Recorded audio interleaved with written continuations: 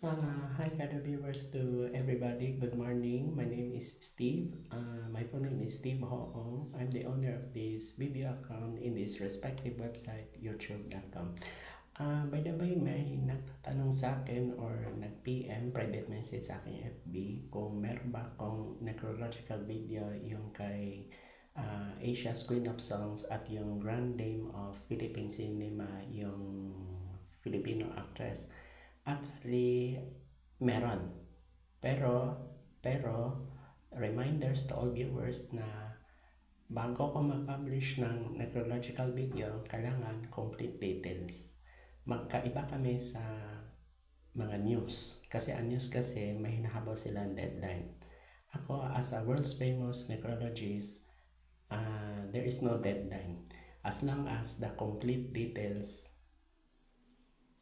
specified, because if there's no specification, then there will be no necrological videos. Okay, by the way, what's the title of my necrological videos? Okay, kasi may nag-suggest, sabi ko sige i-publish ko, pero ito is just only comparability. Pero in terms of individual ni Pilita Corrales, yung Asia's Queen of Songs, at saka yung Filipino actress superstar na si Nora Aunor, may comparability kung sino na unang namatay. Okay. Actually, ito ang aking answer. Nauna namatay si Pilita Corrales, yung Asia's Queen of Songs, noong April 12, 2025. That is Saturday. At age 87. Samantalang si Nora Aunor ay namatay April 16, 2025, Wednesday, bago mag-Holy Thursday, at age 71. Siya yung tinatawag na the Grand Dame of Philippine Cinema. Siya po, si Miss Nora Aunor. By the way, ang kanilang age, of course, may difference. No? Si Pilita Corrales ay namatay at age 87. Samantalang si Nora Aunor ay namatay age 71. Okay.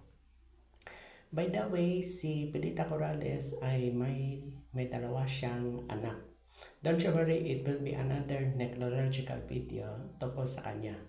Etong video na ito at yung sa kanya ay hiwalay. Meron siyang dalawang anak. Una kay Gonzalo Blanco, Filipino businessman. Meron silang anak kay Jackie Lo Blanco. Yan ang first child niya. Meron pa siyang isang child na nagkaroon sila ng anak ni Eddie Gutierrez, na etong si Ramon Christopher Gutierrez, or known as Ramon Christopher, yung tiyata na Monching. Ayan. Si Nora Aunor, may anak sila, biological son, kay Christopher De Leon. Itong si Ian De Leon. Yan. So, yan na po ang aking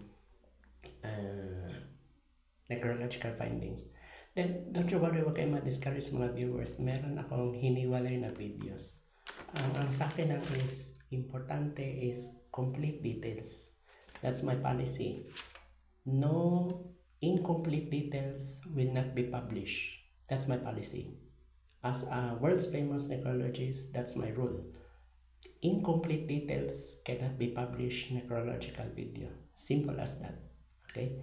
And I would like to inform to all viewers that this video, necrological video, is a paid promotion label in YouTube. I already informed verbally. Okay? So, before I say goodbye, this is just only a simple necrological video as a comparability. Don't forget to subscribe and click the notification bell for my next necrological videos. Thank you so much for listening this video. Good morning.